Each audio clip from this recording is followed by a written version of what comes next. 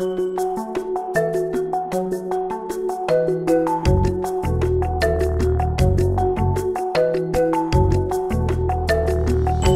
premier numéro de la JLMB 2017 me donne tout d'abord l'occasion de vous présenter les vœux de toute notre équipe rédactionnelle.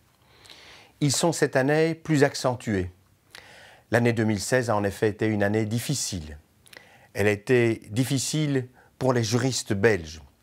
De nouvelles dispositions, certaines qui nous ont plu, d'autres moins, et certaines pas du tout. Mais surtout l'impossibilité de résoudre le problème du financement de notre système judiciaire. L'année 2016 n'a pas été bonne non plus pour nous, citoyens européens. Nous avons à nouveau été affrontés à la violence aveugle des terroristes.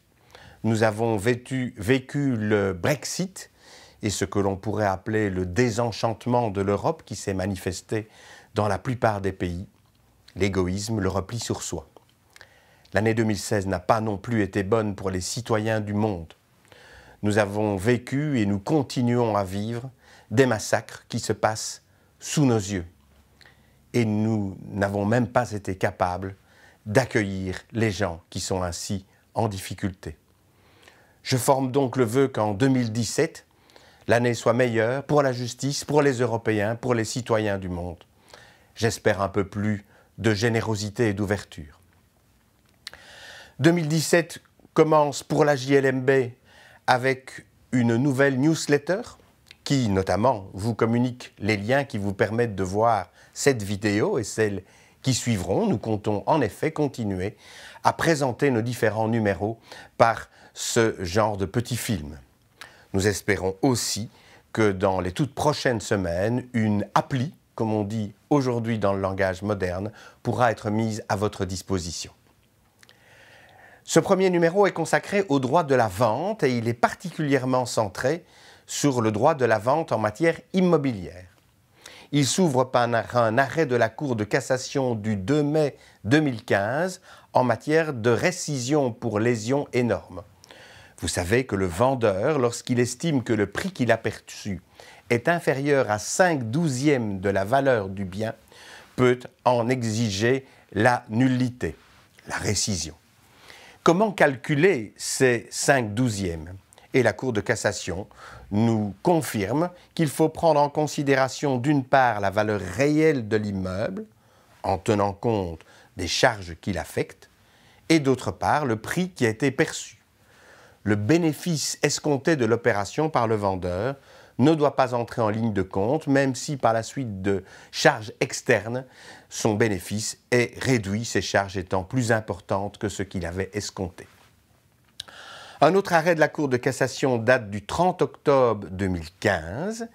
Il a trait à des dommages et intérêts qui sont réclamés par une des parties parce que l'acte authentique de vente a été passé avec retard.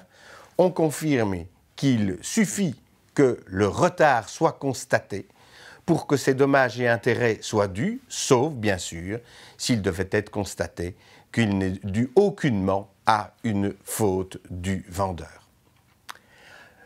Deux arrêts de la Cour d'appel de Mons portent sur la même question et sont de la même date, 22 mai 2014. Une vente avait été conclue sous conditions suspensives d'obtention d'un crédit. Le refus éventuel de ce crédit devait être notifié au vendeur par l'acquéreur. Dans les deux cas, il n'avait pas notifié au vendeur le refus de son autorité de crédit.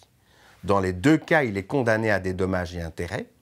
Dans le premier cas, on va considérer que l'agent immobilier qui s'était porté volontaire, qui avait offert ses services pour aider l'acquéreur à obtenir ce crédit, s'il ne l'a pas mis en possibilité de justifier du refus du crédit, doit garantir à l'acquéreur des dommages et intérêts qui lui sont infligés.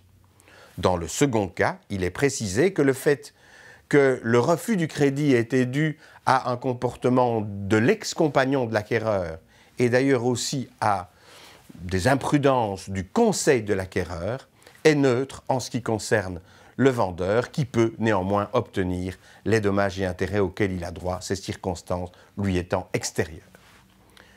Deux autres arrêts, un de la Cour d'appel de Mons du 3 juin 2014 et l'autre de la Cour d'appel de Liège du 18 janvier 2016, portent sur les défauts qui affectent le terrain et qui sont liés d'une part à la pollution de son sous-sol, d'autre part à la présence d'une infraction urbanistique.